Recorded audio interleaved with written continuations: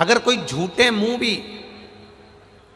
मुंह से मतलब है कि कोई भगवान को नहीं मानता, भगवान के भजन में नहीं जाता, भगवान शंकर के मंदिर नहीं जाता, भगवान की कथा में नहीं जाता, भगवान के स्मरण में नहीं जाता, भगवान की पूजन में नहीं जाता, दिखावे से भी अगर कोई शंकर के मंदिर में पहुंच गया, उसका मन नहीं है, उसका चित्त नहीं है, उसका विचार नहीं है, फिर भी वो शिव के मंदिर तक अगर पहुंच गया, भले किसी के साथ गया, इतने सारे लोग अगर कथा में आए हैं तो इसमें से कुछ लोग ऐसे भी होंगे जो अपनी मम्मी को, अपने माता को, अपने पिता को, अपने चाचा को, चाची को, काका को, काकी को छोड़ने के लिए भी आए होंगे और उन्होंने कहा मैं कथा सुनने नहीं बैठूंगा, बस आपको छोड़ूंगा, चले जाऊंगा।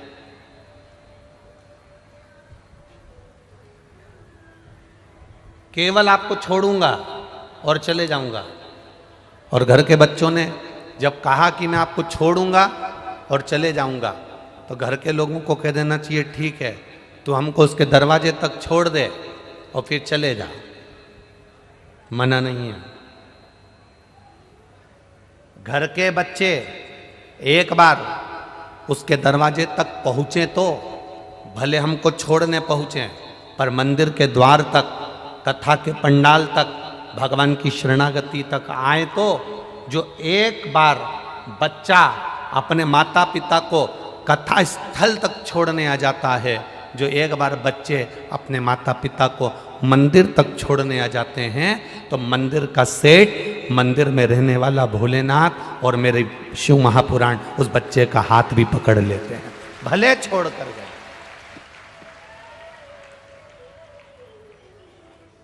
भले वो छोड़ कर क्यों ना गया।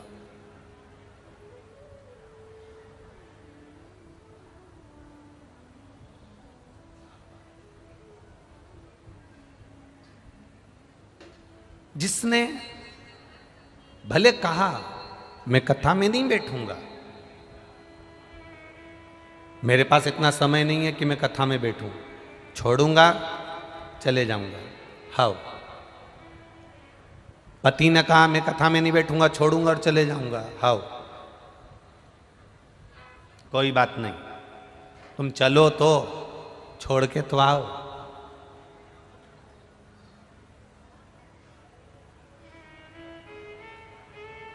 जमाई, जीजा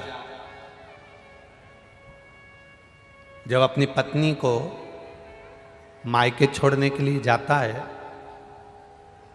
भले वो दरवाजे पे से छोड़कर चले जाए, पर सम्मान तो मिलता है ना कि जीजा जी आए हैं, जीजा जी आए हैं, बहनोई आया है, पानी पिला दो। भले वो छोड़कर जा रहे हैं, उसने कहा मैं रुकूंगा नहीं, पर दरवाजे तक आए तो जमाई अपनी पत्नी को मायके छोड़ने के लिए आता है, भले अंदर प्रवेश करे ना करे, घर के अंदर आए ना आए, दरवाजे से भी अगर लौट कर जाएगा तो भी सास ससुर उसको तिलक करके 500 रुपये का लिफाफा कपड़े दे देते हैं, क्योंकि जमाई आया है। उसी तरह तुम्हारा बच्चा, तुम्हारा बेटा, तुम्हारी बेटी, तुम्हारे परिवार वाले भले अंदर आए ना आए, बाहर से भी अगर कथा में छोड़कर चले गए तो भी मेरा महादेव कुछ ना कुछ तो दे ही देता है। वो शिव है।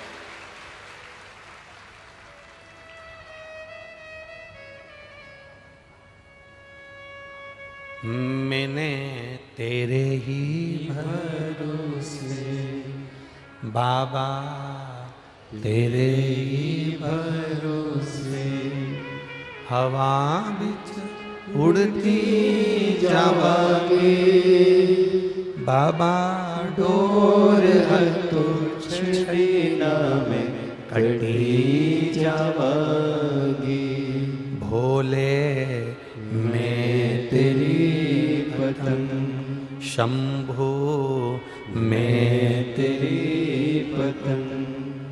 शिव पुराण कह रही है,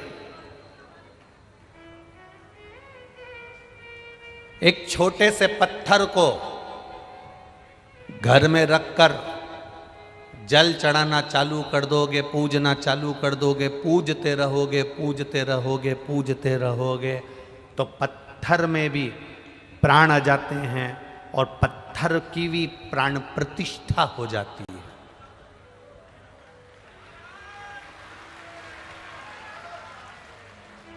एक पत्थर को तुमने पूजना चालू करा, एक पत्थर को तुमने परमात्मा मान लिया, एक पत्थर को तुमने परमेश्वर मान लिया, एक पत्थर को तुमने पूजना चालू करा, तो पत्थर में प्राण आ जाते हैं और उसकी प्राण प्रतिष्ठा हो जाती है। मंदिरों में राम जी की मूर्ति, कृष्ण जी की मूर्ति, शंकर जी की मूर्ति, देवताओं की मूर्ति सब पत्थर की होती है, सब पत्थर की है। ब्राह्मण देवता, भूदेवता, विद्वत ब्राह्मण, संत, साधु, गुरुजन जब उस पत्थर की मूर्ति की पूजन करना चालू करते हैं, पत्थर की मूर्ति को जब प्राण देना चालू करते हैं, पत्थर की मूर्ति की जब पूजन चालू करते हैं, तो उसमें प्राण आ जाते हैं और उसकी प्राण प्रतिष्ठा हो जाती है। एक पत्थर को पूजना चालू करोगे, बार बार जल चढ़ाना चालू करोगे, बार बार उसके ऊपर बेलपत्र चढ़ाना चालू करोगे, बार बार आप उसकी पूजन करना चालू करोगे, तो पत्थर में प्राण आ जाते हैं, प्राण प्रतिष्ठा हो जाती है और आपकी मनोकामना पूर्ण होने लगती है। उसी तरह जब आप रोज रोज भगवान की कथा सुनते चले जाओगे, भले टीवी पर सुन रहे हो, भले फेसबुक यूट्यूब पर सुन रहे हो, भले मोबाइल पर सुन रहे हो, भले पंडाल में सुन रहे हो, बार बार भजन गाते चले जाओगे, बार बार पूजन करते चले जाओगे, बार बार कथा सुनते चले जाओगे, जितनी बार कथा सुनते चले जाओगे चले जाओगे चले जाओगे, उतना वो कथा, वो भजन की प्राण प्रतिष्ठा हो जाएगी और आपकी कामना पूर्ण हो जाएगी।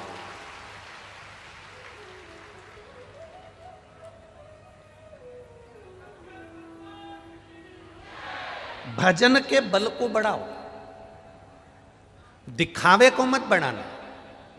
आज के जमाने में बहुत नौटंकी चल रही है दादा, बहुत दिखावा चल रहा है।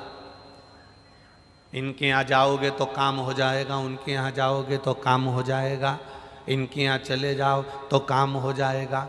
इतना याद रखना, दुख उसने दिया है तो कोई नहीं काटेगा, किसी की सामर्थ्यता नहीं कि तुम्हारे दुख को काट दे। दुख काटने की सामर्थ्यता केवल महादेव की। सारी दुनिया के लोग लगे रहेंगे।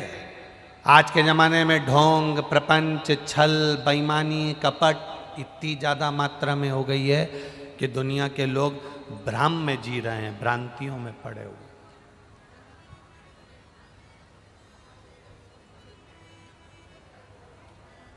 अपने कर्म पर विश्वास करना। आप चलकर यहां पहुंचे हो, आपने खुद कर्म किया है, अपने शरीर को कष्ट दिया, इसलिए शिवपुराण तक पहुंचे। कर्म पर विश्वास करना। दुकान पर बैठोगे, काम करोगे, मेहनत करोगे, फल जरूर मिलेगा। बैठकर भजन करोगे, भगवान जरूर मिलेगा। फैक्ट्री में नौकरी कर रहे हो, कर्म करोगे, तनख्वाह जरूर मिलेगी, जरूर। कर्म करोगे, फल मिलेगा। कई लोग ऐसे भी हैं जो कर्म करना ही नहीं चाहते।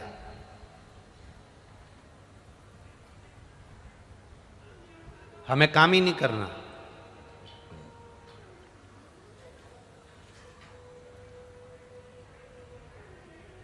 कई लोग कहते हैं सीहोर वाले महाराज जी ने कह दिया एक बेलपत्री पर शहद लगाओ और शिव जी को चिपका कर परीक्षा देने चले जाओ। सीहोर वाले महाराज की आधी बात तो आपने सुनी कि बेलपत्री पर शहद लगाकर शंकर जी को चिपका कर चले जाना, और लोगों ने उस क्लिप को भी आधा काट कर टीवियों पर चला दिया, पर उसको पूरा नहीं सुना कि सीहोर वाले महाराज ने कहा था पहले अपना कर्म करते जाना, पढ़ाई करते जाना, विद्या अध्ययन करते जाना।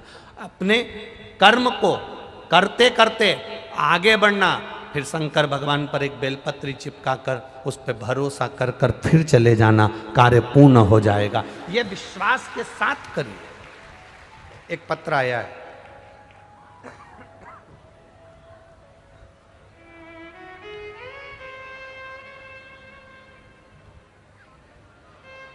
मेरा नाम नाश्ते की प्लेट है।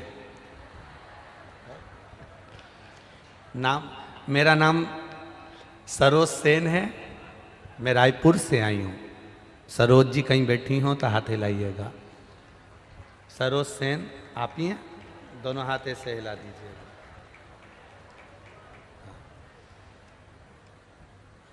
मेरा नाम सरोज सेन है, ऐसा हाथ हिला दो एक बार। चैनल वालों को दिखा कि नहीं दिखा है? दिखे?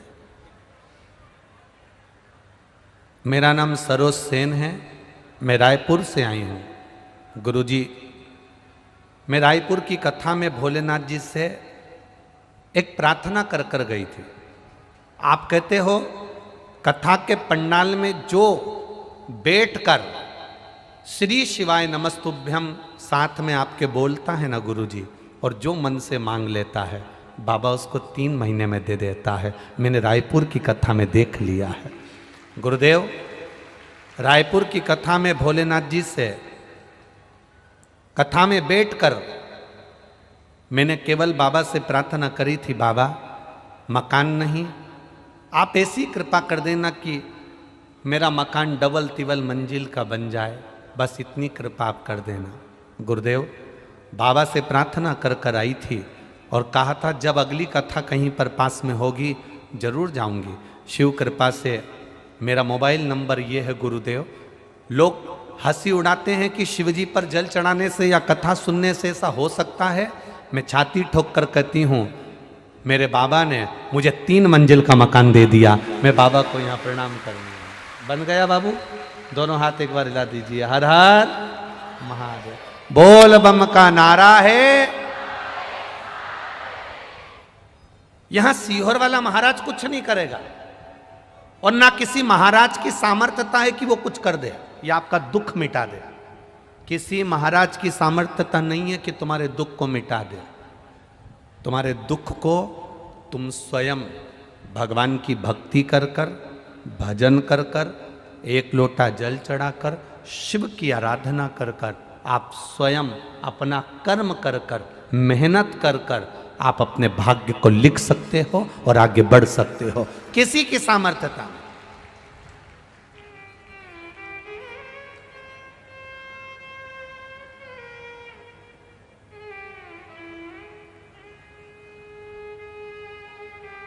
कौन की सामर्थ्यता हो? लिखने वाला वो है।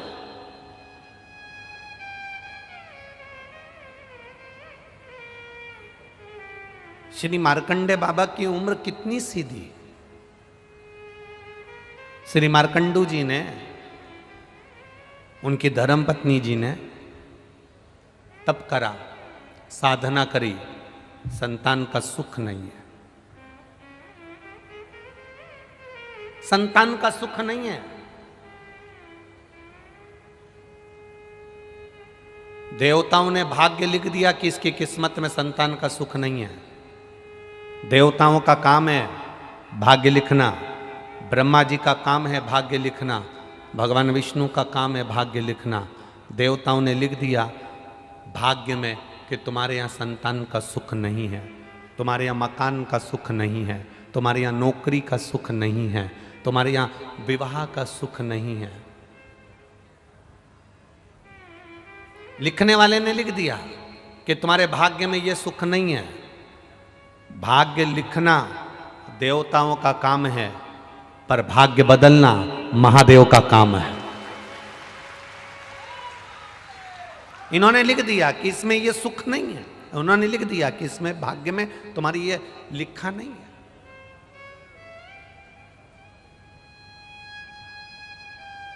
दुनिया में किसी की सामर्थ्यता नहीं कि तुम्हारा भाग्य लिख दे, तुम्हारा भाग्य बता दे। सामर्थ्यता केवल एक देवाधिदेव महादेव की है। इंसान को खुद को नहीं मालूम कि उसके साथ में अगला एक कदम बाद क्या होने वाला है। इंसान को खुद नहीं मालूम कि 2 कदम चलने के बाद क्या होने वाला है। इंसान को खुद नहीं मालूम कि थोड़ी देर बाद उसके साथ क्या होगा। भगवान ने ये गुण किसी को नहीं दिया कि कोई किसी का भाग्य बता दे या किसी का भाग्य लिख दे।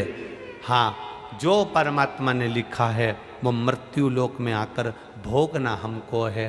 पर जितना हम शंकर का भजन कर सकते हैं, जितना भगवान की कथा सुन सकते हैं, उससे हमें बल मिलता है, उससे बल। मार्कंडू जी के यहां संतान का सुख नहीं है।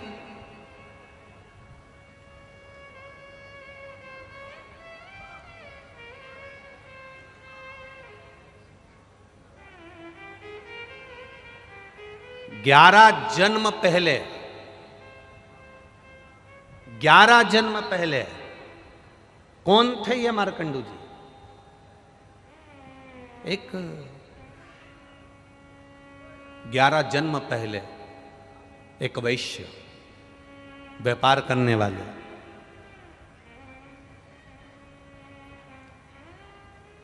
इनकी पत्नी के परिवार में से सब शांत हो गए थे। केवल एक अकेला घर में इनका एक साला बच गया था। जैसे धृतराष्ट्र के यहां भी एक साला बच गया था। कौन था वो? शकुनी मामा बच गया था। अब पूर्व में ये वैश्य थे, खूब अच्छा कर्म करा, कभी किसी का दिल नहीं दुखाया इन्होंने। दुकान तो करी, व्यापार तो करा, पर किसी का मन नहीं दुखाया। धीरे धीरे धीरे धीरे साले को दुकान में लगा लिया। साले से इन्होंने एक बात जरूर कही कि देखो, किसी का मन नहीं दुखाना है। साले ने कहा जी जीजा जी, मैं किसी का मन नहीं दुखाऊंगा, व्यापार करूंगा, अच्छे से करूंगा। साला खुद की कमाई करने के लिए अनाज में कंकर मिलाने लगा, कंकर मट्टी मिलाने लगा। कंकर मट्टी के वजन के बराबर अनाज अलग कर लेता और उसको बेचकर खुद का पैसा बना लेता। अब कर्म की गति देखिए कितनी विचित्र है। कंकर मिट्टी अनाज में बिकने लगा। एक विधवा ब्राह्मणी रहती थी और उस विधवा ब्राह्मणी का 2 पुत्र थे और वो 2 पुत्र इस अनाज को खाए, पेट में उनके पत्थर जम गया, मिट्टी जम गई और वो दोनों पुत्र धीरे धीरे कर मर गए। ब्राह्मणी को मालूम पड़ा, वेदों ने बताया, औषधि देने वाले जितने भी वैदिक आए, जिन्होंने वेद बताए कि तुम्हारे बच्चों के पेट में मिट्टी पत्थर जम गया, इसलिए तुम्हारे बच्चे मर गए।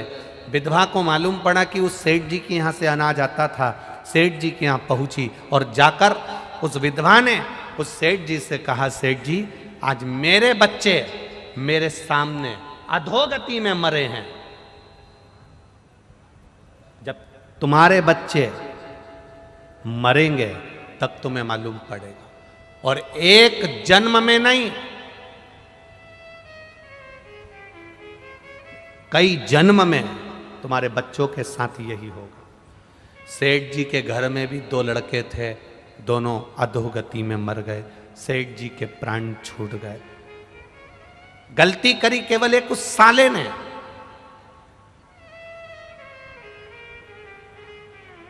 पर दुकान थी जीजा जी की, व्यापार था जीजा जी का, इसलिए भोगना भी जीजा जी को पड़ा।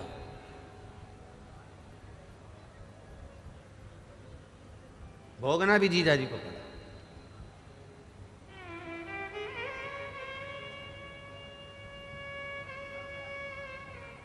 प्राण छूट गए।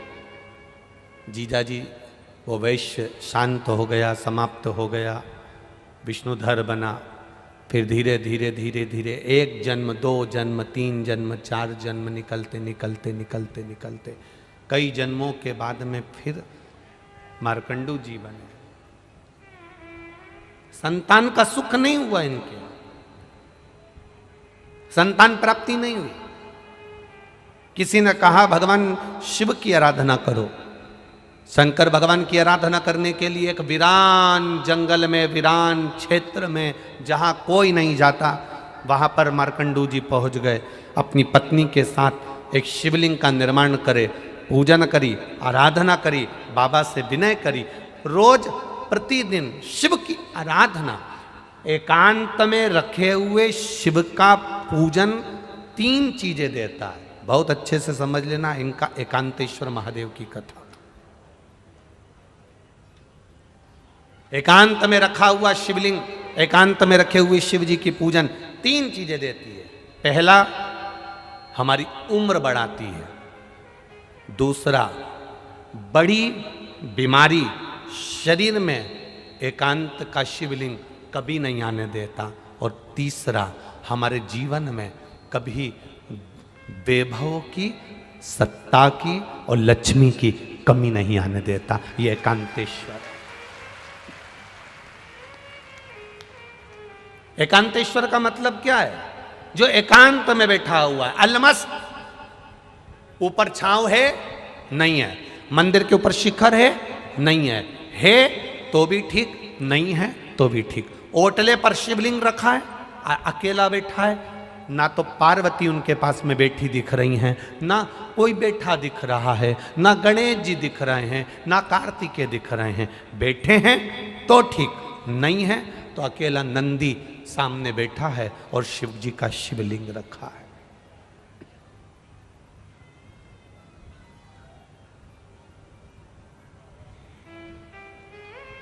अकेले।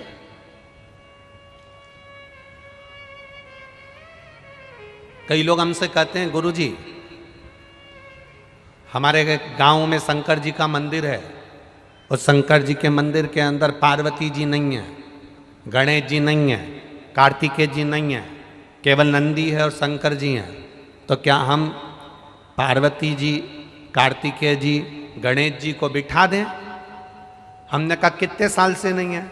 अरे गुरुजी, हमारे तो दादा बरदादा के समय का है, कम से कम 100, 150, 200 साल का है। वो मंदिर ऐसा कैसा ही है, टूटा फूटा है, भंगार सा है।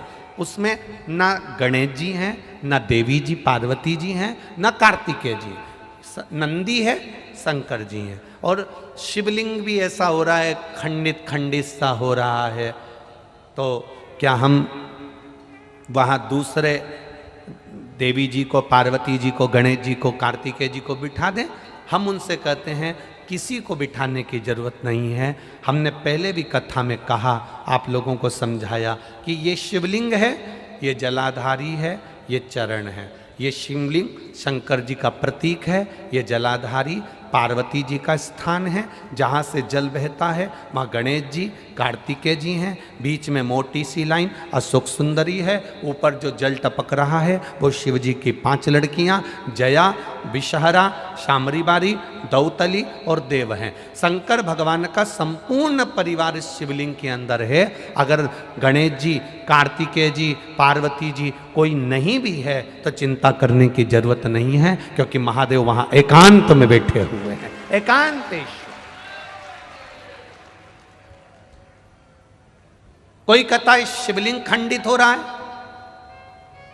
शंकर भगवान का शिवलिंग कई कई जगह से खंडित होते चले जा रहा है, क्या हम उसको बदल दें? बिजली महादेव मनाली में एक शंकर भगवान का ऐसा मंदिर है जिस पर बिजली गिरती है, शंकर जी के टुकड़े टुकड़े हो जाते हैं, मक्खन से उसको जोड़ा जाता है, वो भी तो खंडित होता है। खंडित हो भी गया, प्राचीन है, पुराना है, तो वो साधारण नहीं है, वो भी एकांतेश्वर। भले थोड़ा बहुत अगर उसमें कुछ हो भी गया है तो भी वो शिव के जितने टुकड़े से टुकड़े भी हो जाएं, एक कंकर कंकर भी अलग अलग हो गया, एक कंकर कंकर भी विभाजित हो गया तो भी वो शिवलिंग ही कहलाएगा, शिवलिंग के सिवाय कुछ नहीं कहलाएगा। प्रयागराज कुंभ, जब प्रयागराज में प्रयाग का मेला भराया था, तब सतुआ बाबा महामंडलेश्वर संतोष जी महाराज जी ने शिव पुराण की कथा शायद 2-3 दिन मिले थे तो शिव चर्चा करी थी। आप लोगों ने सुनी थी टीवी पे? तो उसमें आप लोगों ने श्रवण करा होगा। राम जी जब रावण को मार कर आए, प्रयागराज की भूमि पर पहुंचे, गुरु बाबा का दर्शन करने गए तो गुरु बाबा जी ने कह दिया नहीं नहीं नहीं, नहीं तुम पर ब्राह्मण हत्या का दोष लगा है।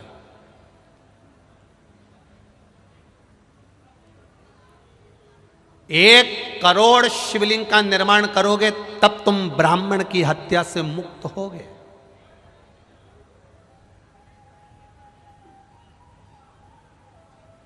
एक करोड़ शिवलिंग का निर्माण करना पड़ेगा तब तुम ब्राह्मण हत्या से मुक्त हो गए। अब राम जी चिंता में पड़ गए कि 1 करोड़ शिवलिंग का निर्माण करने में तुम्हारी पूरी जिंदगी निकल जाएगी। एक शिवलिंग बनाऊंगा, 1 करोड़ शिवलिंग बनाने में पूरा जीवन निकल जाएगा। 1.25 करोड़, 1 करोड़ क्या करा जाए? तब मां गंगा जी से राम जी ने पूछा कि आप बताओ कि शिवलिंग का निर्माण कैसे करा जाए। तो गंगा जी के पास गए। गंगा जी ने कहा चिंता मत करो राम जी, आप गंगा के तट की बालू रेत का शिवलिंग बना लो। उस बालू रेत में छोटे छोटे छोटे छोटे इतने कण होते हैं, मिट्टी का शिवलिंग बना लो। मिट्टी में इतने कण होते हैं, इतने कण होते हैं, मिट्टी में छोटे छोटे ढेर कण हो, बालू में छोटे छोटे ढेर कण।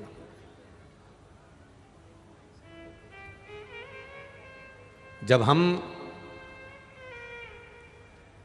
दुनिया के लोग हंसते हैं, सावन महीने की जब शिवरात्रि के दिन पूरे विश्व के लोग जब ऑनलाइन शंकर भगवान का शिवलिंग बनाते हैं, पूजन करते हैं, आप लोगों ने करी कि नहीं करी? जब हम सीहोर से या जहाँ कथा चलती रहती है वहाँ से सावन महीने की शिवरात्रि पर जब शिवलिंग का निर्माण करवाते हैं, शिवलिंग का पूजन करवाते हैं, उसका लाभ क्या मिलता है जिसने करी उसको मालूम है। मिट्टी का शिवलिंग बनाओ, बालू रेत का शिवलिंग बनाओ, जब हम पूजन करते हैं, 1 शिवलिंग के पूजन का फल नहीं मिलता, करोड़ों शिवलिंग के पूजन का फल हमारे खाते में चला जाता। करोड़ों शिवलिंग।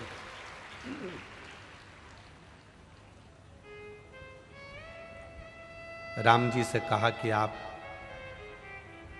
करोड़ों शिवलिंग का निर्माण करो तब तुम ये ब्राह्मण की हत्या से छूटोगे। राम जी ने गंगा जी के कहने पर 1 शिवलिंग बालू रेत का बना लिया, उसमें छोटे छोटे जितने जितने कण थे शिव जी को प्राप्त हो।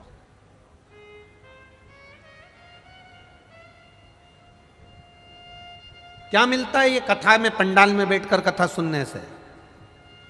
कई लोग कहेंगे इतनी भीड़ पड़ रही है, गर्मी अपार पड़ रही है, इतनी तेज गर्मी, इतनी भीड़, गाड़ी भी दूर खड़ी करना पड़ेगी, पैदल चलना पड़ेगा, घर में बैठकर टीवी पर क्यों नहीं सुन लेते? आस्था चैनल पे 2 बजे से 5 बजे तक आ तो रही है, मोबाइल पर चल तो रही है। क्या करना कथा में जाकर बैठने से? उनको समझा देना 3.5 करोड़ रोम छिद्र ये मनुष्य के शरीर पर हैं।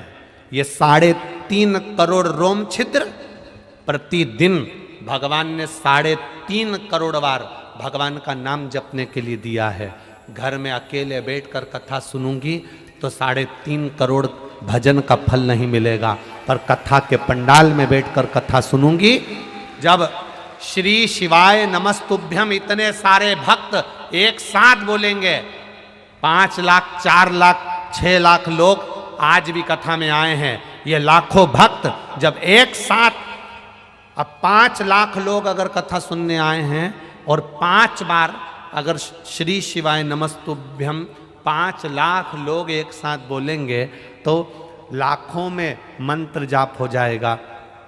फिर वापिस महाराज जी बोलेंगे, फिर अपन बोलेंगे। ऐसे 2 3 4 बार अगर बोलने को श्री शिवाय नमस्तुभ्यम प्राप्त हो गया तो 1.25 करोड़ 4 करोड़ 3 करोड़ मंत्र जाप हमारे मुख से एक बार में निकल गया तो हमारा फल अपने आप प्राप्त हो गया।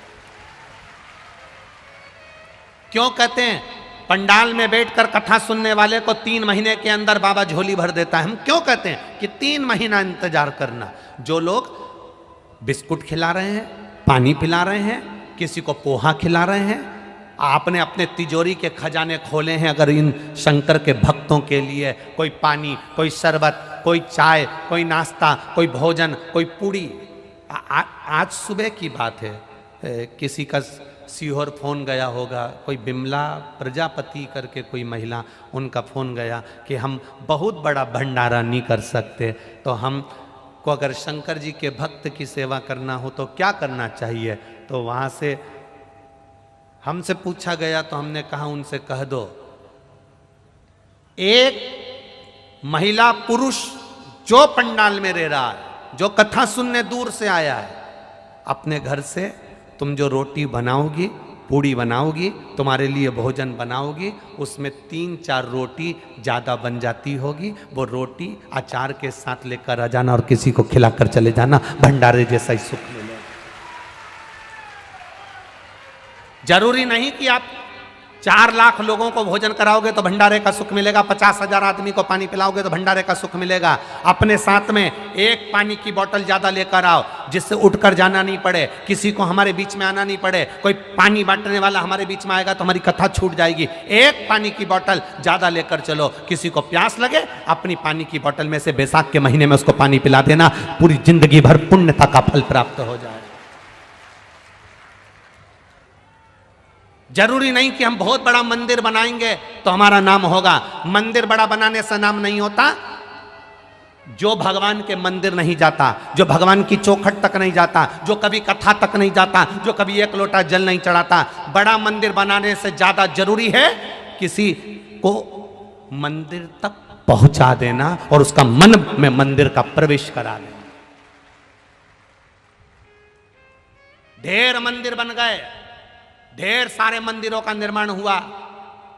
शिव महापुराण की कथा जब चालू नहीं हुई थी तो आप छत्तीसगढ़ वालों ने भी देखा होगा, इतने मंदिर थे, इतने मंदिर थे, इतने मंदिर थे, कोई मंदिर ही नहीं जाता था, घंटी तक नहीं बजाता था। पंडित जी अकेले घंटी बजाते, उसके बाद में आरती उतारते, आरती उतार कर फिर पंडित जी वापस घंटी बजाते। ये स्थिति मंदिरों की थी। आज के समय में शिव महापुराण की कथा सुनते सुनते सुनते सुनते लोगों के मन में जो भाव जगा, अब पंडित अकेले घर मंदिर में नहीं रहते, अब भक्त भी मंदिर के अंदर रहते हैं।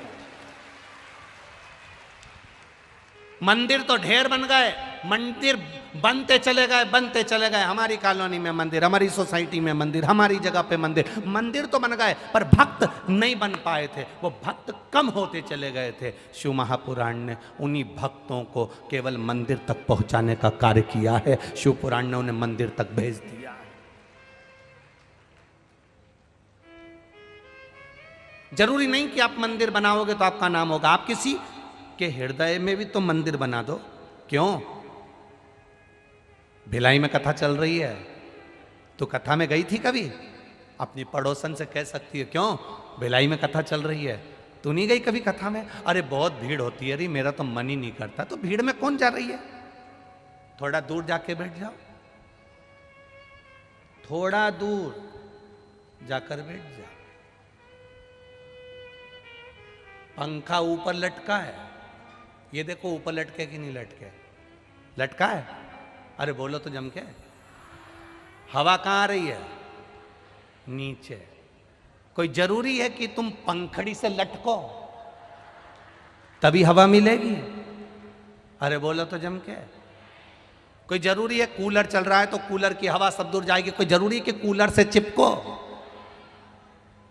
लाइट हेलोजन वहां जल रही है, उजाला सब दूर आ रहा है। कोई जरूरी है कि तुझे और उजाला चाहिए तो तू हेलोजन से चिपक? नहीं।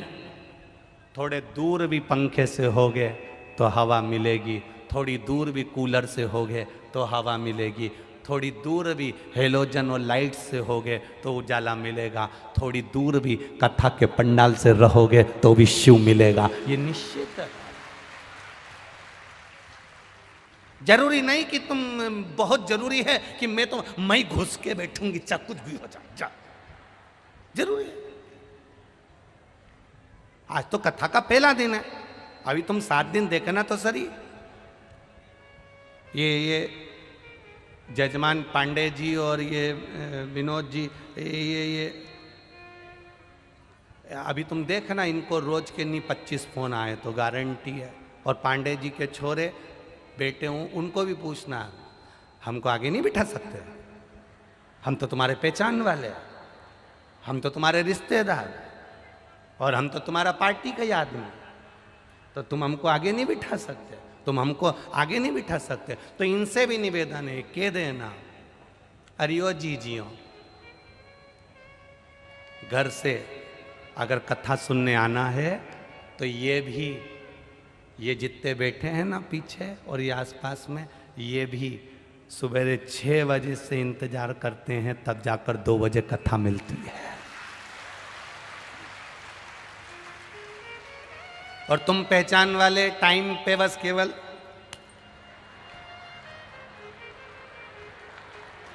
और पोत पुता के और बढ़िया साड़ी वाड़ी पहन के पुतली बाई बन के, और के तुम हमें नहीं जानते, तो तुमको जान के करेंगे क्या, क्या करना क्या है? हम तो उसको जानने आए जो काल अधिपति महाकाल राजा है, तुम्हें क्या जाने तो जाने क्या तुमसे, ये बताओ, अब क्या जाने तुमसे।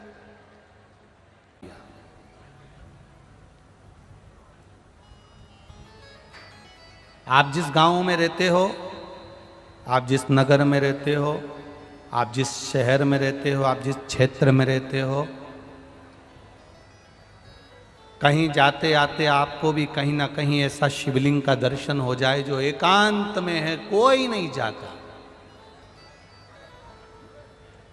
एकांत 3 चीजें प्रदान करता है वो एकांत का शिवलिंग। एक तो आयु बढ़ाता है, रोग से मुक्ति देता, वैभव देता,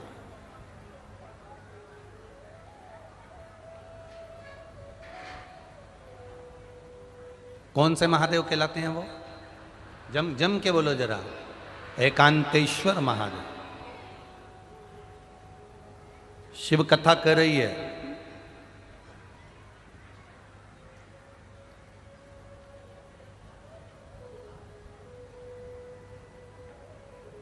ऐसे एकांत का जो शिवलिंग होता है, एकांत में कहीं भगवान शंकर विराजमान होते हैं, वहां कुछ देर बैठेंगे, संगत थोड़ी सी एकांतेश्वर महादेव की अगर मिल गई तो वो फल देती है। जैसे 1 कटोरी चावल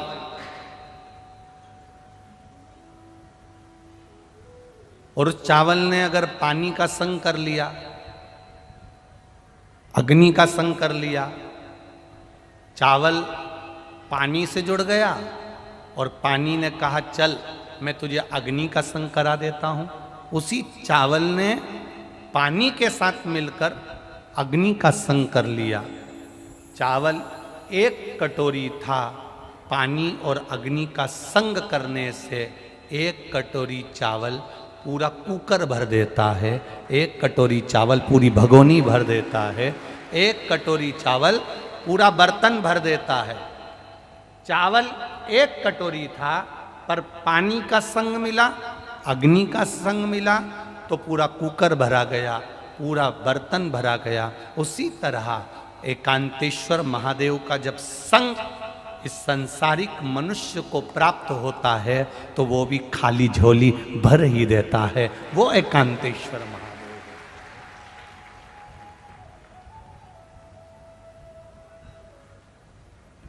अब एकांत में शिवलिंग, मार्कंडू जी ने भगवान का भजन किया, मांगा,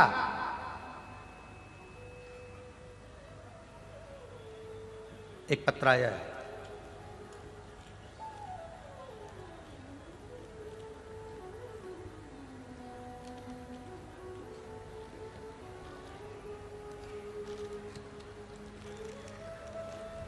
शंभु शरण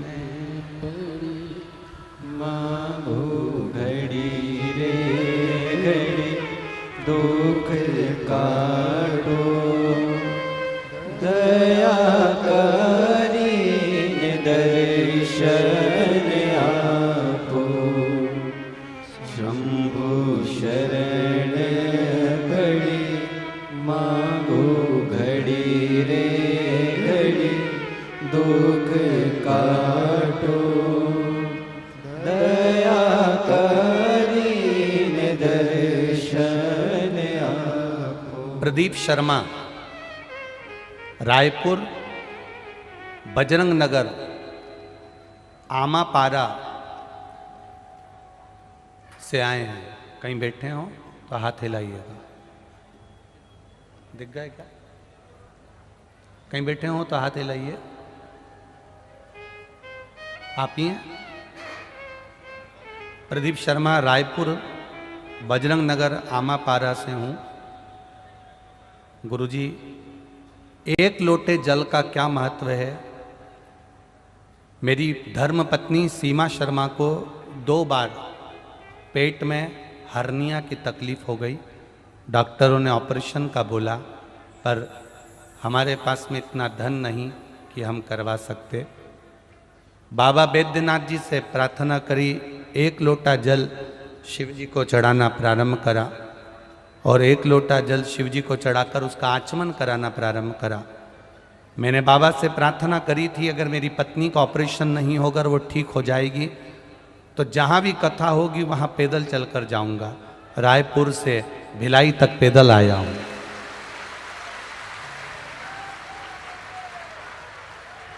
आ जाओ,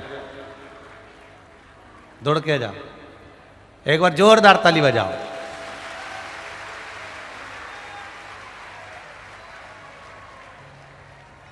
अपनी धर्म पत्नी के लिए संकल्प लिया था, अगर वो उसका ऑपरेशन नहीं होगा, अगर वो ठीक हो जाएगी तो मैं पैदल जहाँ शिव पुराण की कथा होगी वहाँ चलकर आऊँगा। बाबा देवादिदेव महादेव। खाली न जाता कोई दर से तुम्हारे, खाली न जाता कोई दर से तुम्हारे, मैं भी खड़ा हूँ नंदी बाहें पसारे, अपने हृदय से लगा लो, लगा लो, गिरा जा रहा हो, उठा लो, उठा लो, प्रभु अपने दर से अब तो न टालो, गिरा जा रहा हो, उठा लो, उठा लो। एक बार जोरदार ताली बजाएं भाव के साथ।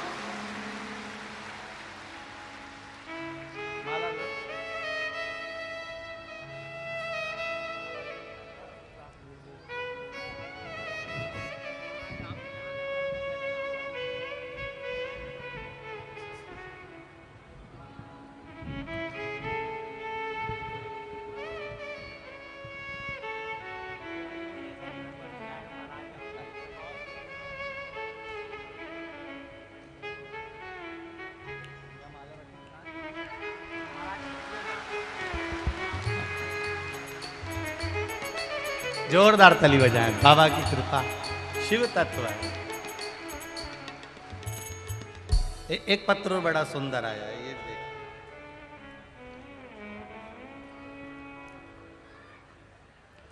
मेरा नाम निर्मला पांडे है, मेरे पति का नाम श्री नंद कुमार पांडे है। मैं भिलाई सेक्टर 5 की निवासी हूँ। पांडे परिवार की ओर से आपको नमन है। 1 लोटे जल का क्या महत्व है गुरुदेव? हम भिलाई वालों से पूछो, हम दिल से बता सकते हैं। मेरे बाबा ने हर कार्य में सफलता दी है गुरुदेव। लोगों को बीपी की बीमारी होती है, शुगर की बीमारी होती है, हमको शिव पुराण की बीमारी हो गई है। गुरुदेव,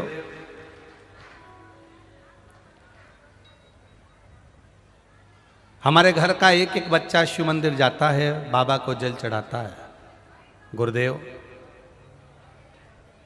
मेरी तबीयत खराब हो गई, मेरे पति मुझे अस्पताल लेकर गए जहां मेरी सारी जांचें हुई। मेरी रिपोर्ट मुंबई भेजी गई और इस रिपोर्ट को जब मुंबई में भेजा तो बच्चेदानी में एक बड़ी सी गठान थी, जो गठान ठीक नहीं थी। उस गठान की जांच हुई तो बताया कि ये आगे चलकर तकलीफ दे जाएगी। कहीं बैठी हो श्रीमती निर्मला पांडे, कहीं बैठी हो तो हाथ हिलाइएगा। दिख गई क्या? हाँ, एक बार हाथ हिला दीजिए निर्मला जी। ठीक ठीक है, दिख गए दिख गए। मेरे पति मुझे हॉस्पिटल लेकर गए और हॉस्पिटल से वो गांठ की जांच के लिए मुंबई लेकर गए। मुंबई में जांच कराई तो वो बच्चादानी में गांठ थी, बहुत बड़ी थी, जो ठीक नहीं थी, बड़ी बीमारी का योग था। गुरुदेव, डॉक्टरों ने 15 दिन के ऑपरेशन का समय दे दिया। हम लोग मुंबई से वापस भिलाई आ गए और 15 दिन ऑपरेशन का इंतजार करने लगे। तब किसी ने कहा मेरे पास में सीहोर का रुद्राक्ष रखा है, उस रुद्राक्ष को तांबे के लोटे में गलाओ, शिव जी को जल चढ़ाओ, उस पानी को पीना चालू करो। सीहोर का रुद्राक्ष है, उसको पानी में गला लो, जल चढ़ा दो। हमने हंसी में कह दिया ऐसा रुद्राक्ष तो सब कहते रहते हैं कि सीहोर का है, हम कैसे मान लें? आप विश्वास मानो, ये वही रुद्राक्ष है, असर वही करेगा, अगर ना करे तो समझ लेना कि सीहोर का नहीं है। हमने तांबे के लोटे में जल में गलाया, शिव जी को चढ़ाया पानी। 15 दिन का ऑपरेशन का डॉक्टर ने समय दिया था, हमने टिकट करा लिए और तैयारी कर ली और हमने जल चढ़ाकर उसको पिलाना चालू करा, एक बेलपत्री खिलाना चालू करा। बाबा की कृपा से 15वें दिन हम मुंबई हॉस्पिटल में फिर वापिस जांच के लिए और ऑपरेशन के लिए पहुंचे। दूसरी बार जब जांच प्रारंभ हुई, बाबा की कृपा से सारी रिपोर्ट नॉर्मल हो गई और गठान गायब हो गई। उसकी सारी जांचें हम फाइल भेज रहे हैं, उस फाइल में गठान की पूरी जांचें लगी हुई हैं। जो पहले जांच में बताया गया था कि गांठ है बच्चेदानी में, और दूसरी बार उसमें से जांच गायब हो चुकी है। दोनों रिपोर्टें लगाई गई है, दोनों जांच की अलग अलग। ये शिव तत्व है महाराज। ये ओक घड़ी, बैठिए बहन, बैठिए। शिव कृपा,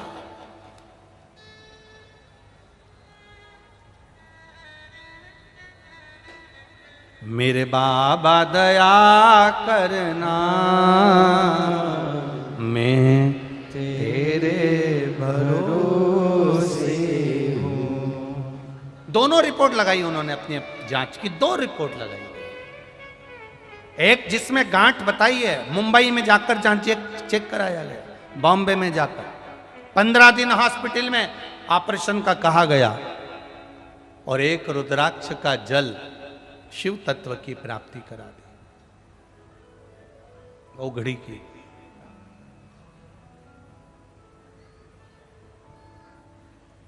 शिव कथा कह रही है, विश्वास के साथ मांगा गया, विश्वास के साथ किया गया भजन खाली नहीं जाए। प्रतिदिन शिव मंदिर तक अगर आप जा रहे हो, प्रतिदिन देवाधिदेव महादेव के शिवालय तक आप जा रहे हो, प्रतिदिन 1 लोटा जल शिव को चढ़ा रहे हो, ये मत सोचना कि महादेव तुमको अभी की अभी दे देंगे। हो सकता है फाइल थोड़ी सी मोटी हो तो काटने में समय लग रहा होगा, पर खाली नहीं रखेगा, झोली भरकर जरूर भेजेगा, ये निश्चित है, निश्चित। इतने लाखों की संख्या में आप इस ग्राउंड के अंदर आए हो,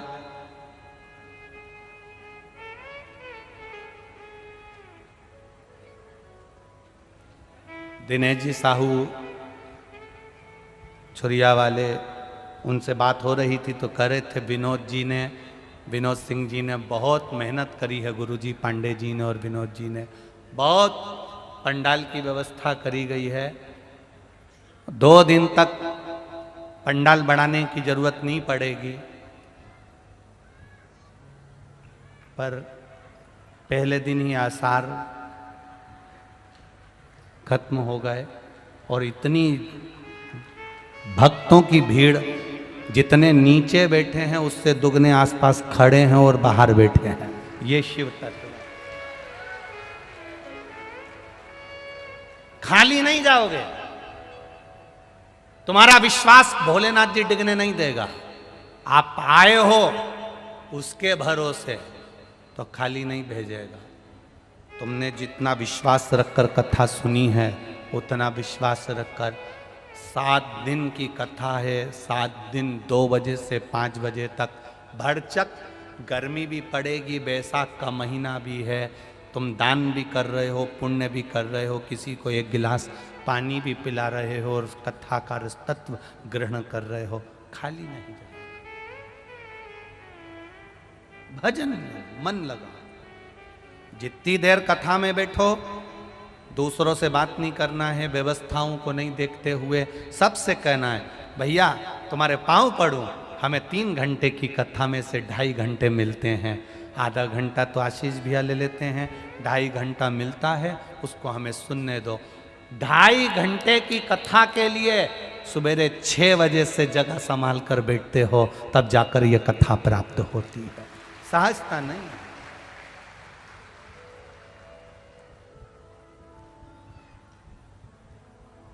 भजन में चित्त लगाओ, जितनी देर बैठो उतनी देर तुम्हारे मुख पर श्री शिवाय नमस्ते।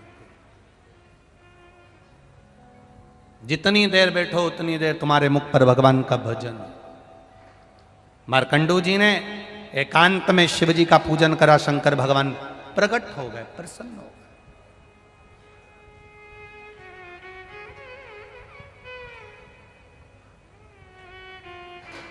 हमसे लोग कहते हैं कुबेरेश्वर धाम की इतनी महत्वता क्यों है, वहां तो अभी शंकर जी भी नहीं, कंकर शंकर है। हम उनसे कहते हैं वो एकांतेश्वर भी है। अगर वो कुबेरेश्वर है तो एकांतेश्वर भी है। सीहोर में 108 शिवालय होंगे, पर सीहोर से 10 किलोमीटर की दूरी पर जहाँ जंगल था, आज भले लोगों ने वहाँ दुकान सब बना लिया, पर वो जंगल था, उस जंगल में वो अकेला बैठता था, कंकर शंकर के रूप में बैठता था।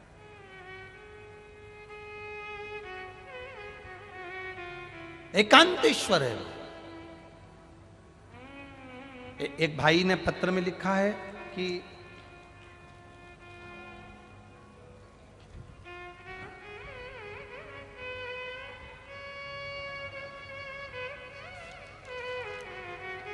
मेरा नाम सरिता अवस्थी है, मैं महासमुंद जिले के पिथौरा से हूँ।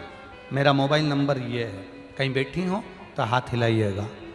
मेरा नाम सरिता अवस्थी है, कहीं बैठी हो तो हाथ हिलाइएगा। सरिता अवस्थी, कहीं बैठी हो तो हाथ हिलाइएगा। मेरा नाम सरिता अवस्थी है, मैं महासमुंद जिले के पिथौरा से हूं। मेरा मोबाइल नंबर ये है। गुरुदेव 32 साल से सोराइसिस की बीमारी थी, हर प्रकार की दवाई करवाई, डॉक्टर बोलते थे कि ये कभी ठीक नहीं होगी। शरीर में से खुजाल चलना, पोपड़े निकलना, शरीर में से खाल सूख कर झड़ती थी। सोराइसिस की 32 साल से बीमारी थी। गुरुदेव सारे डॉक्टरों का इलाज पूरे भारत की भूमि पर दिल्ली, मुंबई, पुणे तक पहुंच गए, पर सोराइसिस का कोई इलाज नहीं। सब कहते हैं ये मरते दम तक रहती है, शरीर में खुजाल चलती है, पपड़ी निकलती रहती है और खुजालते रहो। सारी दवाइयां करी, आराम नहीं लगा। गुरुदेव सोराइसिस की बीमारी बढ़ती चली गई, ठीक नहीं हो पा रहे थे। लोग हमको हीन भावना से देखते थे, क्योंकि दिन भर खुजाल चलती थी, उसमें से खाल निकलती रहती थी, झड़ती रहती थी। जहां जाओ लोग दूर बैठते थे हमसे। बाबा आपने शंकर जी के पास में बैठना सिखा दिया। आप कहते हो सारी समस्या का हल 1 लोटा जल होता है। हमने टीवी के माध्यम से सुना था, 1 लोटा जल चढ़ाना प्रारंभ करा, जल लेकर आते, पीते और पूरे शरीर पर लगा लेते। गुरुदेव लोग हंसते, सब लोग ताना भी देते, क्या होगा, इतनी बीमारी बेकार है, मरते दम तक पीछा नहीं छूटेगा। और बाबा की कृपा से गुरुदेव वो चढ़ा हुआ जल शरीर पे लगा लगा कर पूरी बीमारी ठीक कर ली, और आज दवाई की भी जरूरत नहीं और मेरा पूरा शरीर ठीक है। मैं कथा के पंडाल में बैठी हूं।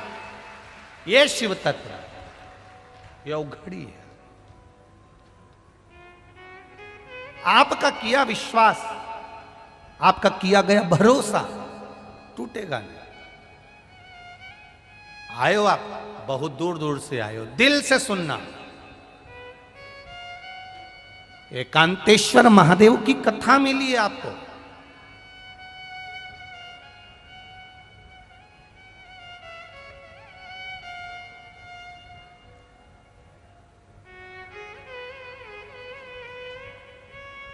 मार्कंडू जी ने पूजन करी, फल मिला।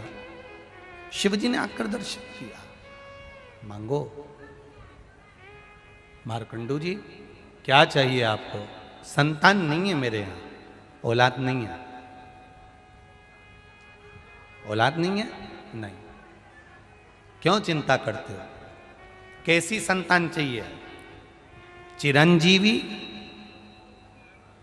अगर संतान दूंगा चिरंजीवी तो वो अच्छे लक्षण की नहीं रहेगी। और एक संतान अगर मैं दूंगा आपको जो तुम्हारे यहाँ केवल कुछ वर्ष 12 वर्ष की अवस्था में मर जाएगी, बड़ी ज्ञानवान होगी, तुम्हारा नाम रोशन करने वाली होगी।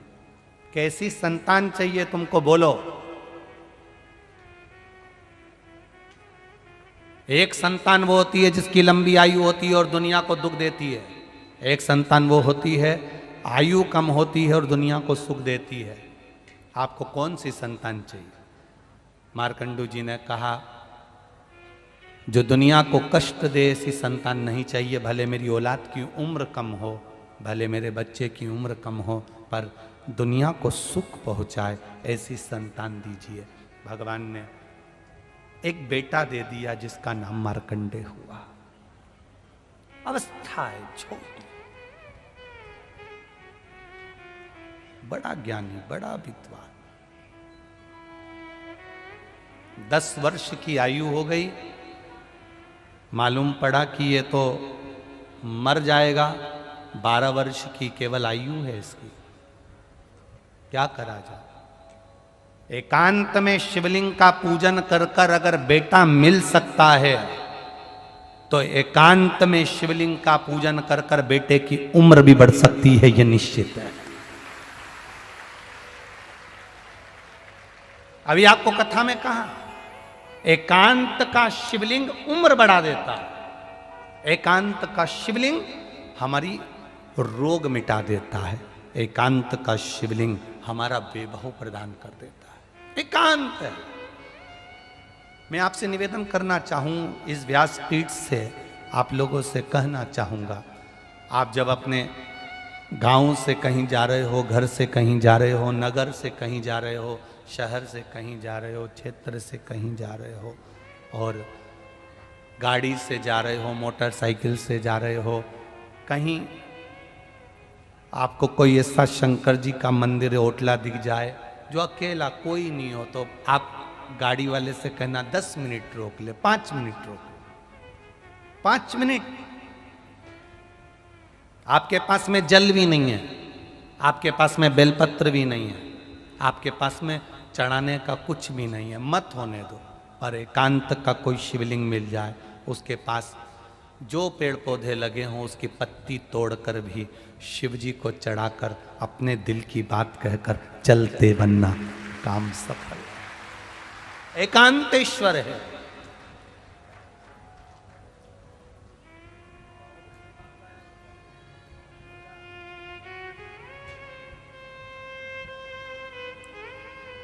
क्या देगा मेरा महादेव ये नहीं मालूम, पर इतना जरूर है वो अपने बच्चों को, अपने भक्तों को दुखी नहीं देखता। अगर अपने भक्तों को दुखी देखता होता, लगभग 1 बजे कथा का समय रहता है, 4 बजे तक, कहीं 2 बजे कथा का समय रहता है, 5 बजे तक। पर आपने टीवी पर जितनी बार भी कथा सुनी होगी, हमने हर बार कहा है, जहाँ जहाँ कथा होती है भोलेनाथ अपने हाथ की कृपा की छाँव कर लेता है। 1 बजे से 4 बजे हो, चाहे 2 बजे से 5 बजे हो, बच्चों को धूप भी नहीं लगने देता। धूप आती है, थोड़ी देर रहती है, फिर जाती है, फिर आती है, फिर जाती है, फिर आती है, फिर जाती है। और ये एक कथा में नहीं, कई कथाओं से लगातार बाबा की कुछ कृपा करुणा ही ऐसी है कि वो अपनी छत्र छाया बनाकर कथा सुनवाता है। कितना पंडाल लगाएंगे? ये यजमान परिवार पांडे जी हो, विनोद जी हो, या अभी महाराष्ट्र में 1 दिन के लिए कथा करने नंदुरबार गए, वहाँ रघुवंशी जी हो, कितना पंडाल लगाएंगे? उज्जैन की कथा चाहे विटले सेवा समिति हो, कितना लगाएंगे? लगाने वाले लगाते जाएंगे, लगाते जाएंगे, लगाते जाएंगे, भक्त बढ़ते चले जाते हैं। जैसी चिंता विनोद जी पांडे जी को है कि कहाँ बैठेंगे, कहाँ पंडाल लगाना है और कितना बढ़ाना है, ऐसी चिंता मेरे महादेव को रहती है कि कोई आया है, खड़ा है, धूप पड़ रही है, आएगा, छाँव करेगा, चले जाएगा। लोगों को लग नहीं पाएगा कि कब आया और कब चलेगा, कब आता है, कब जाता है। आप अपनी कथा में मस्त रहो, आप अपनी भक्ति में मस्त रहो, वो आएगा जाएगा, मालूम ही नहीं पड़ता। आपकी चित्त वृत्ति परमात्मा में लगी होना चाहिए। अगर एकांत का शिवलिंग मेरे घर में बुढ़ापे में संतान दे सकता है, मार्कंडू जी वृद्ध हो चले थे तब तक उनकी यहाँ औलाद नहीं थी। एक भाई ने 17 साल का लिखा है, एक भाई ने लिखा मेरे यहाँ बच्चा होने का तो योग ही डॉक्टर ने मना कर दिया था।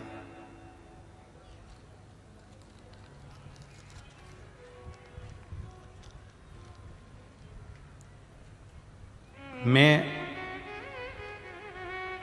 समरी देवांगना, पति राजेंद्र देवांगना, तुलसीपुर निवासी हूँ। मेरा मोबाइल नंबर ये है। कहीं बैठे हैं आप ही हैं? दोनों हाथ हिला दो एक बार ऐसे। मैं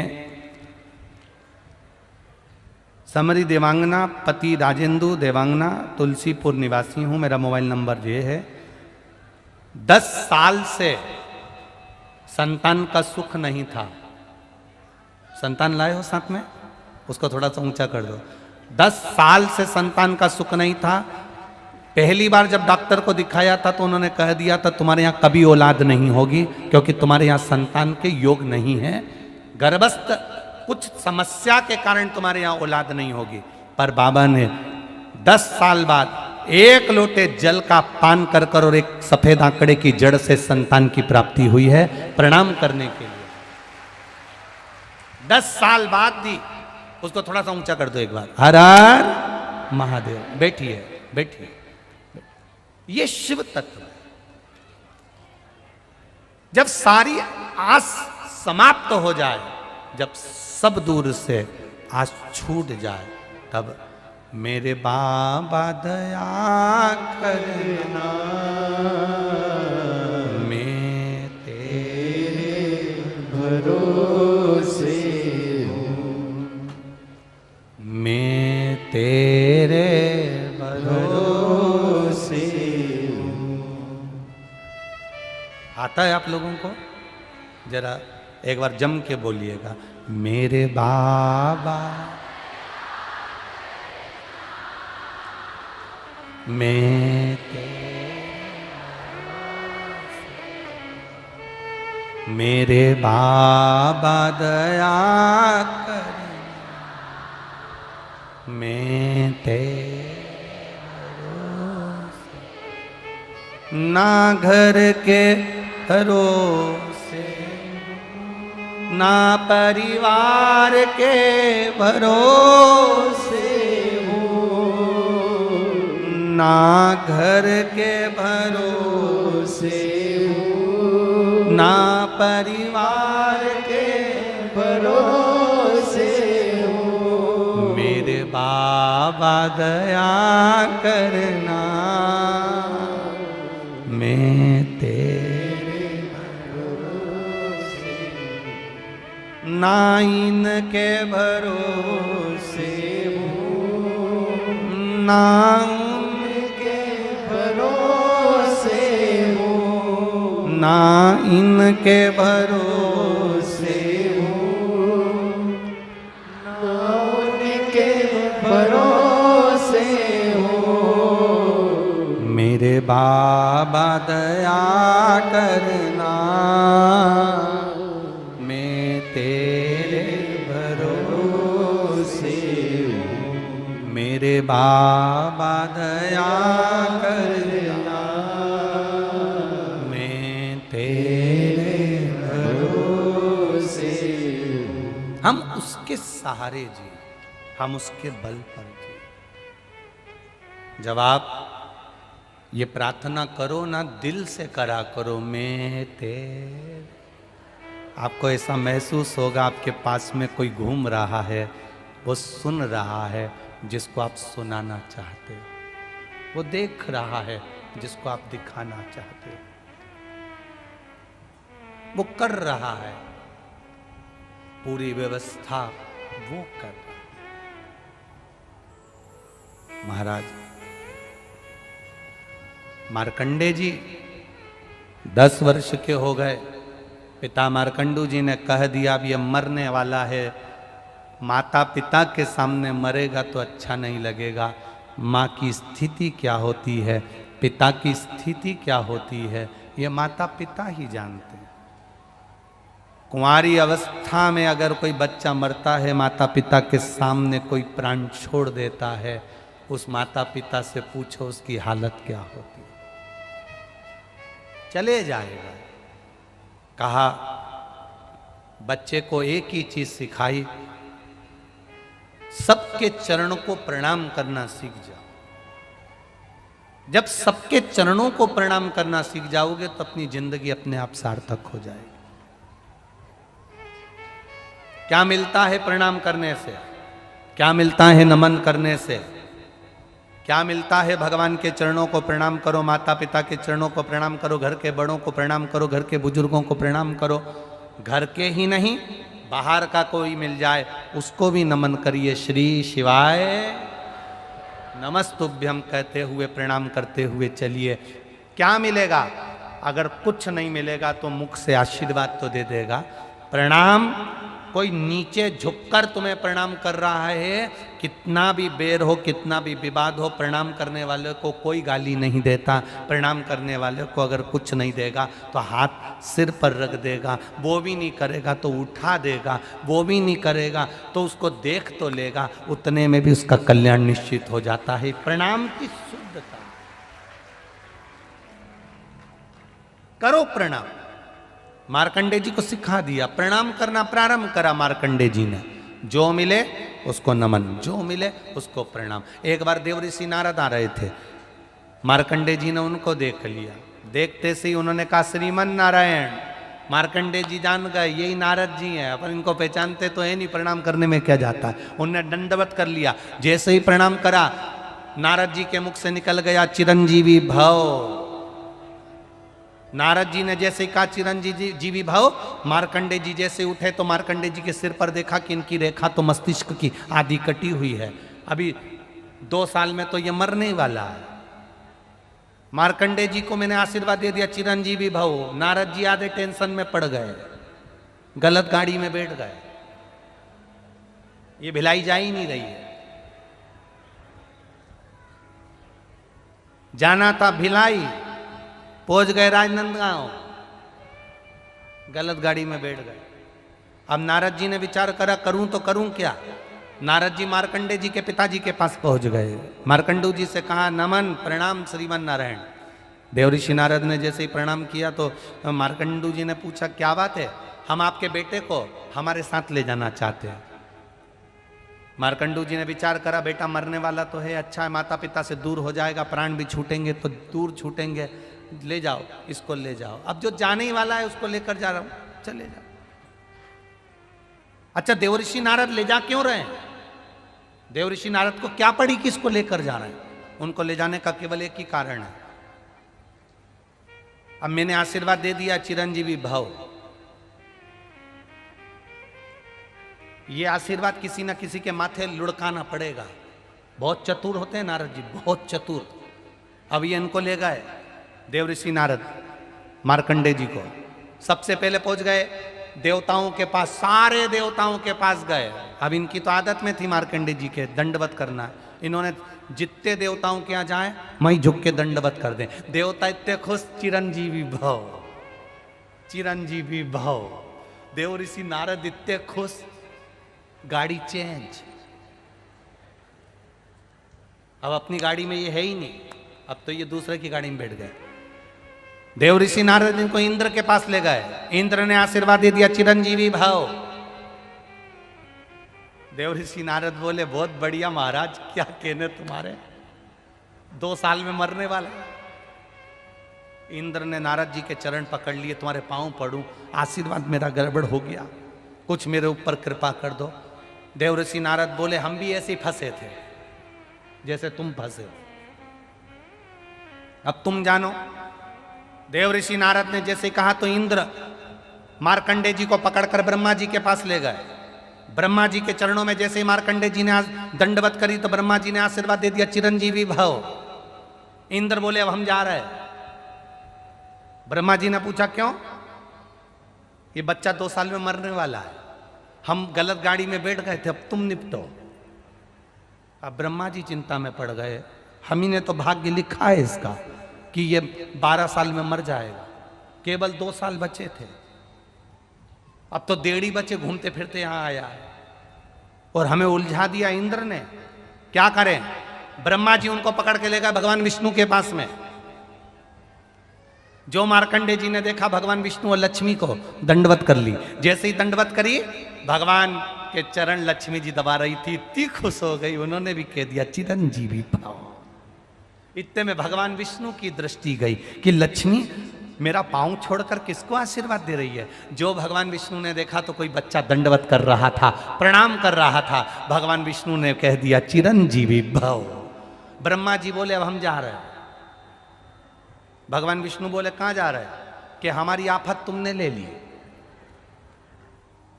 क्या हुआ? भगवान विष्णु ने पूछा तो ब्रह्मा जी बोले इसकी लेखनी में लिखा है ये मर जाएगा 12 साल में, 1.5 साल बचे हैं। भगवान विष्णु ने लक्ष्मी जी से कहा तू हर किसी को आशीर्वाद दे देती रही है। लक्ष्मी जी बोली मेरे से गलती हो गई थी, तुमने काहे को गलती करी? तुम तो चतुर थे, तुम्हारा नाम चतुर नारायण है, फिर काहे को आशीर्वाद दिया? भगवान विष्णु ने मन में सोचा अब क्या करे। भगवान विष्णु बोले सारे देवताओं के लिखे को पलटने वाला तो केवल एक ही है और वो देव अधिदेव महादेव है। भगवान विष्णु ने मार्कंडे जी का हाथ पकड़ा, जंगल में ले जाकर बिठा दिया। जंगल में ले जाकर बिठाकर कहा कि यहाँ पर एक शिवलिंग लेकर स्थापना कर ले, पूजन करना प्रारंभ कर दे। एक बड़ा सा पत्थर उठाकर लेकर आ गए शिवलिंग की आकृति का और रख लिया और उसकी आराधना करना प्रारंभ करी। जल चढ़ाए, बेलपत्री चढ़ाए, पत्ती चढ़ाए, फूल चढ़ाए। भगवान विष्णु चले गए, अकेला शिवलिंग और अकेला मार्कंडे पूजन में ऐसा लीन हो गए, एकांतेश्वर महादेव की भक्ति में ऐसे लीन हो गए, ऐसे लीन हो गए। बार बार भगवान विष्णु लक्ष्मी जी को भेजते, देख के आ महादेव आए कि नहीं आए? क्या भी नहीं आए, नहीं आए। मरने में केवल 2 दिन बाकी थे। यमराज ने अपनी सेना तैयार करी, मरने में 2 दिन बाकी थे। 2 दिन पूरे हो चले, 2 घंटे बाकी थे, 2 घंटे पूरे हो चले, 2 मिनट बाकी थे, 2 मिनट पूरे हो चले और शंकर भगवान का शिवलिंग मार्कंडे जी पकड़े थे। 2 सेकंड में यमदूत नीचे आ रहे थे यमराज के साथ। इतनी देर में महादेव प्रकट होकर कहते हैं मेरा बच्चा कहीं नहीं जा सकता, चिरंजीवी एकांतेश्वर महादेव वहां प्रकट।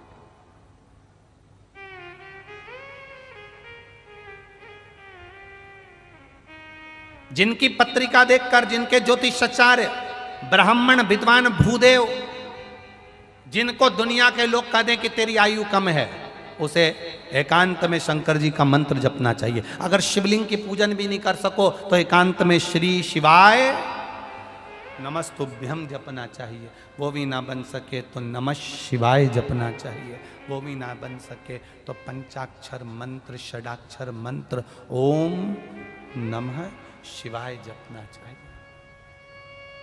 एकांत, और जितना एकांत में बैठकर जपोगे वो उतना मिलेगा। हम क्यों कहते हैं कथा सुनने बैठो, अपने पहचान वालों के पास कभी मत बैठो। जितने पहचान वालों के पास बैठोगे महाराज कोई भी अच्छी बात कहेगा तुम तुरंत बात करने में लग जाओगे। और जब भी कथा सुनने बैठो जिससे तुम्हारी अच्छी नी बने, जिससे तुम्हारी नी पटे, उसके पास बैठो। क्यों? कोई भी अच्छी बात आएगी ना और जरा सा भी तेरा पांव उसके ऊपर रखा जाए सदेगी ना डर के, दूसरी बार तुम खुद फिर धीरे से अच्छे से बैठ जाओगे एकदम शांत। तुम्हें मालूम है ये बाजू में बैठी इससे अपनी अच्छी बनती नहीं,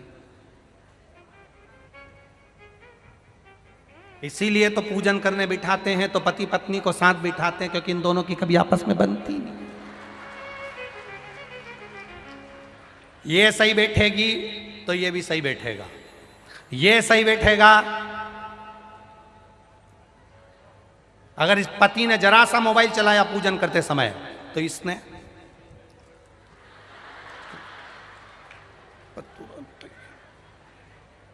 और इसका ध्यान कहीं गया, आधा किलो दूध लिया, झाड़ू लगाते लगाते वहां तक लिया, इतने में पति ने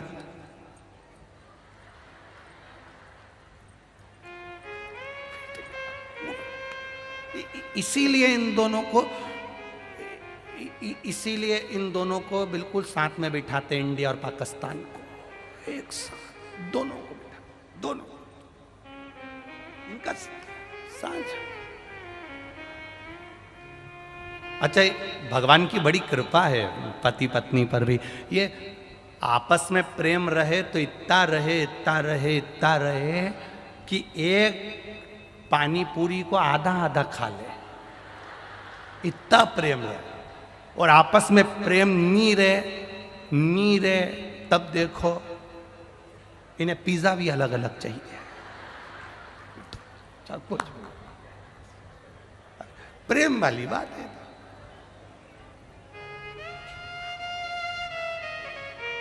केवल भगवान विष्णु ने मार्कंडे जी को मार्ग बताया था कि एकांत में जाकर भगवान का भजन करना। ये शिव महापुराण की कथा जो भिलाई में हो रही है और आप लोग आस्था चैनल पर सुन रहे हो 2 बजे से 5 बजे तक, सबको सूचना कर दो कि एकांत में पूजन करने का क्या फल होता है। मालूम पड़ना चाहिए कि भगवान विष्णु ने मार्ग बताया था मार्कंडे जी को, तो मार्कंडे जी उस मार्ग पर चले तो उनकी उम्र बढ़ गई। जो शिव महापुराण के बताए हुए मार्ग पर चलता है उसकी भी जिंदगी सफल हो जाती है। ये शिव, इसको शिव तत्व। देवराज नाम का ब्राह्मण, जो देवराज नाम का ब्राह्मण है, गलत संग पाकर चोरी करता और वो चोरी का धन लेकर आता, चोरी का धन। उसी तरह रोज कथा सुनते चले जाओगे, बढ़ते चले जाओगे, बढ़ते चले जाओगे तो एक दिन भोलेनाथ भी प्राप्त हो जाएगा, ये निश्चित है। लोग कहेंगे क्या मिलता है कथा सुनने से? अभी तो सुनी थी, 15 दिन पहले तो सुनी थी, 10 दिन पहले तो सुनी थी। शिव तत्व की प्राप्ति क्या होती है? एक पत्र में देखिए किसी माँ ने लिखा है,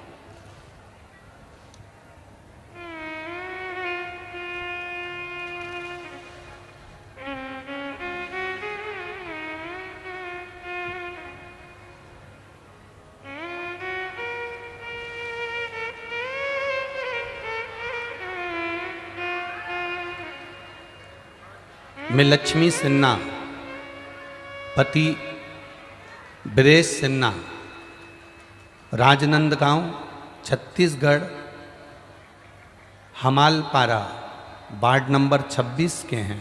कहीं बैठे हों तो हाथ हिलाइएगा। कहीं आप ही हैं? दोनों हाथ हिला दो एक बार ऐसे। हाँ, दोनों हाथ हिला दो। मैं लक्ष्मी सिन्हा, पति बिरेसिना, राजनांदगांव, छत्तीसगढ़, हमालपारा, वार्ड नंबर 26 के हैं। हमारी शादी को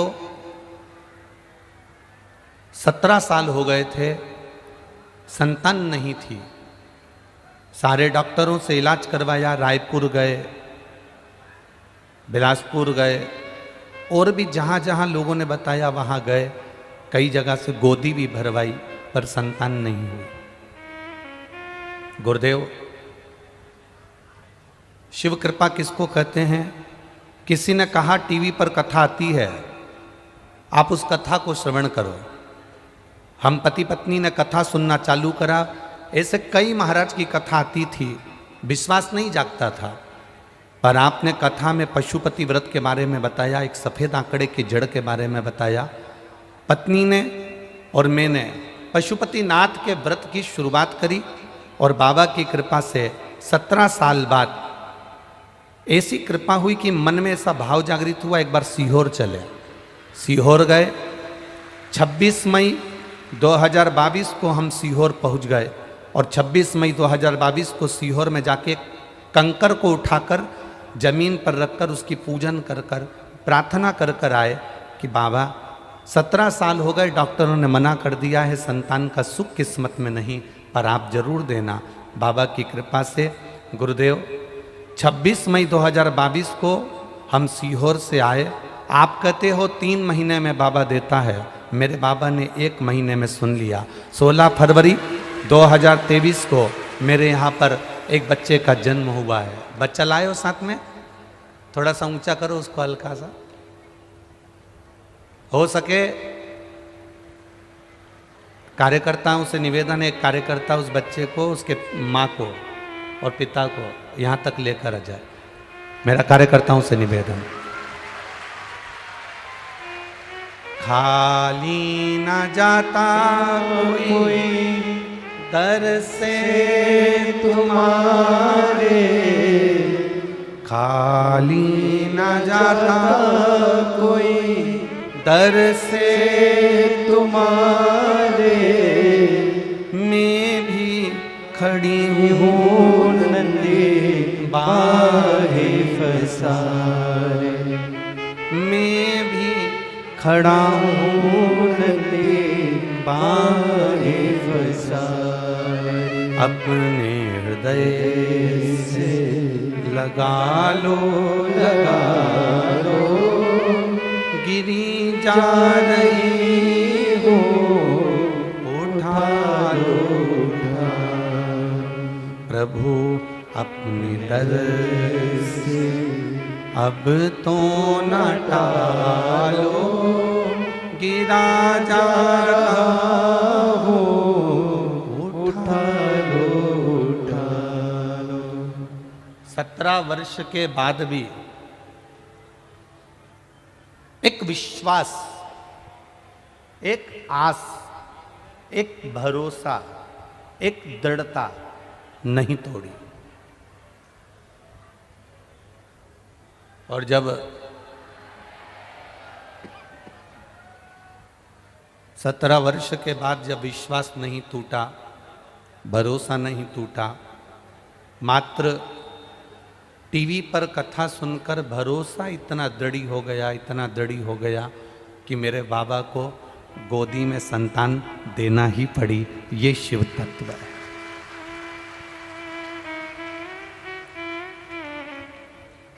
अब करो भजन। कितनी दूर से चले आप, कितने दूर से अपने अपने घरों से चले। 50 kilometre, 30 kilometre, 40 kilometre, 100 kilometre, 80 kilometre, 17 kilometre चलते चलते चलते चलते चलते चलते कथा तक पहुंच गए।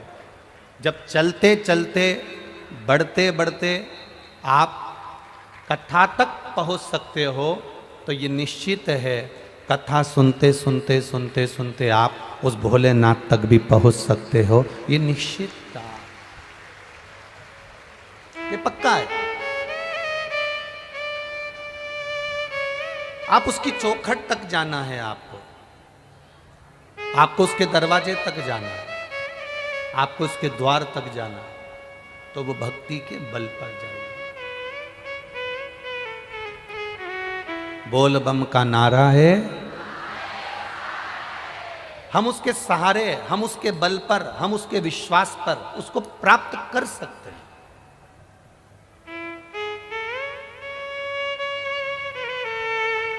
और जब हमारा भरोसा, हमारा विश्वास जब दृढ़ हो जाएगा, तब परमात्मा अवश्य प्राप्त होगा, ये निश्चित। भरोसा जब दृढ़ हो गया, विश्वास जब पक्का हो गया, परमात्मा मिलेगा।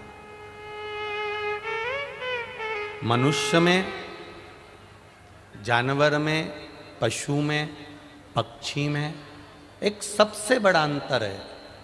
पशु, पक्षी, जानवर कथा श्रवण कर कर उस पथ पर नहीं चल सकते, पर मनुष्य कथा को श्रवण कर कर भगवान के सतमार्ग के पथ पर चल सकता है, वो भटकता नहीं है, ये निश्चितता है।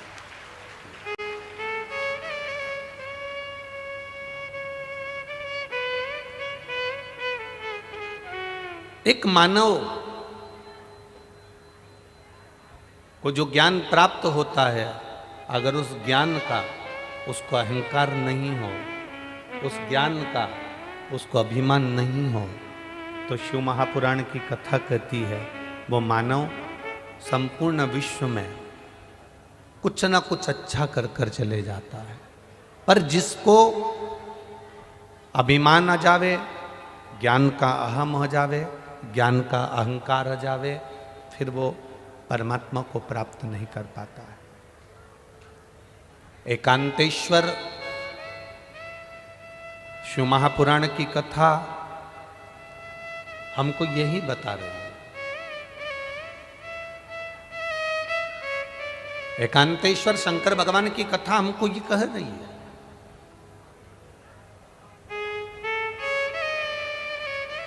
एकांतेश्वर शिव महापुराण की कथा ये हमको समझा रही है कि हमें भक्ति के बल को कैसे बढ़ाना, हमें भजन के बल को कैसे बढ़ाना। एक बार जोरदार ताली बजाओ। 17 वर्ष के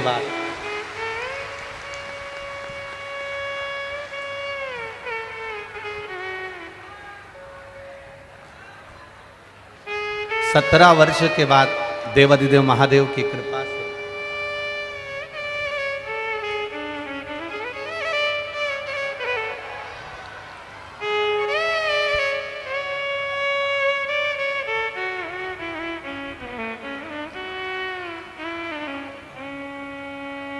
जिसने विश्वास किया, जिसने भरोसा रखा, उसने उसका हाथ पकड़ा।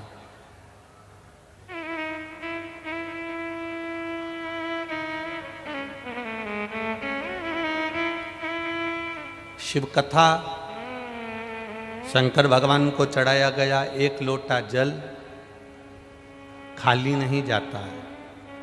जिसने महादेव को एक लोटा जल चढ़ाया है, महादेव ने उसका जल चढ़ाने वाले हाथ को मेरे महादेव ने पकड़ लिया, और पकड़ लिया तो उसको पार लगा दिया।